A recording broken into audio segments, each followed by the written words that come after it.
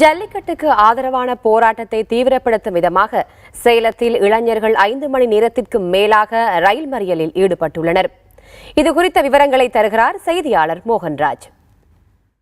ஜல்லிக்கட்டு மீதான தடையை நீக்க மத்திய அரசு அவசர சட்டம் இயற்ற வேண்டும் என்று வலியுறுத்தி சேலத்தில் கடந்த 2 நாட்களாக நடைபெற்று வரும் போராட்டமானது இன்று மேலும் வலுப்பெற்றிருக்கிறது.